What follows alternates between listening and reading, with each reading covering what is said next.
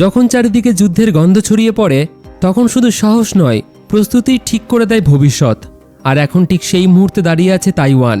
চীনের সম্ভাব্য আক্রমণের চাপ বাড়ছে, আর তার মাঝেই তারা হাতে পেল বিশ্বের অন্যতম শক্তিশালী ট্যাঙ্ক M1A2T অ্যাব্রামস। এটা শুধু একটা অস্ত্র নয়, বরং একটা স্পষ্ট বার্তা।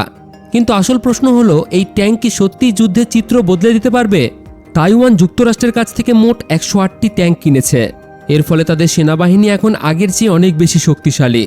এই ট্যাঙ্কগুলো মূলত উত্তর তাইওয়ানের উপকূল রক্ষার জন্য ব্যবহার করা হবে, কারণ এই এলাকায় রয়েছে গুরুত্বপূর্ণ বন্দর, বিমানবন্দর, বড় বড় শহর এবং প্রযুক্তি কেন্দ্র। 27 এপ্রিল রাতে কড়া নিরাপত্তার মধ্যে এই ট্যাঙ্কগুলো হুকু সাজো প্রশিক্ষণ কেন্দ্রে নিয়ে যাওয়া হয়।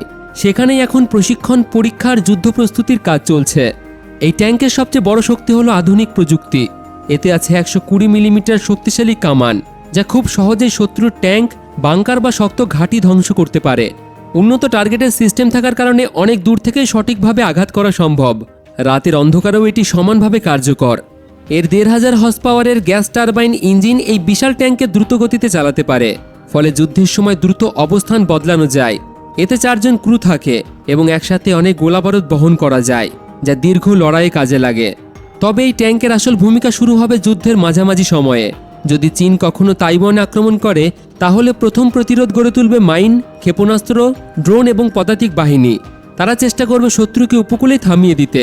কিন্তু যদি শত্রু কোনোভাবে উপকূলে ঢুকে পড়ে এবং স্থলভাগে ঘাঁটি তৈরি করতে শুরু করে, তখনই আব্রামস ট্যাঙ্কগুলো মাঠে নামবে। তারা দ্রুত পাল্টা আক্রমণ চালিয়ে শত্রুর অগ্রযাত্রা থামাবে এবং তাদের রসদ সরবরাহ কেটে দেবে। পুরনো CM-11 আর M16A3 ট্যাঙ্কের তুলনায় এই নতুন ট্যাঙ্ক অনেক বেশি শক্তিশালী এবং আধুনিক। এর কামান বড়, প্রযুক্তি উন্নত এবং সুরক্ষা অনেক বেশি। তাইওয়ান এই ট্যাঙ্কগুলোর সঙ্গে হাজার হাজার বর্মভেদী, উচ্চ বিস্ফোরক এবং ক্যানিং স্টার রাউন্ড পেয়েছে। এর ফলে বিভিন্ন পরিস্থিতিতে দ্রুত সিদ্ধান্ত নিয়ে আক্রমণ করা সম্ভব হবে, হোক সেটা শত্রুর ট্যাঙ্ক ধ্বংস করা বা ঘাঁটি উড়িয়ে দেওয়া বা কাছাকাছি সৈন্যদের থামানো। তবে এই শক্তির সঙ্গে কিছু সমস্যা থাকাও স্বাভাবিক।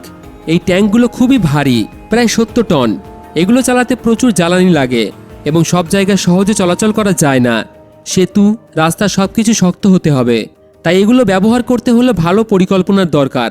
তাইওয়ান এই বিষয়টি মাথায় রেখেই অতিরিক্ত রিকভারি যান, ট্রান্সপোর্ট ট্রাক এবং সাপোর্ট সিস্টেমও কিনেছে, যাতে যুদ্ধের সময় কোনো সমস্যা না হয়। সবশেষে একটা বিষয় পরিষ্কার, এটা শুধু অস্ত্র কেনা নয়, এটা এক ধরনের সতর্ক বার্তা। তাইওয়ান দেখিয়ে দিল তারা শুধু প্রতিরক্ষা নয়, প্রয়োজনে পাল্টা আঘাতও করতেও প্রস্তুত। এখন সময় বলে দেবে এই শক্তিশালী ট্যাঙ্ক বাহিনী চীনের মতো বড় শক্তিকে থামাতে পারবে কিনা, নাকি এটি ভবিষ্যতের আরও বড় সংঘাতের সূচনা হয়ে দাঁড়াবে। তো বন্ধুরা, এই বিষয় নিয়ে আপনাদের কি মতামত কমেন্টে অবশ্যই জানাবেন।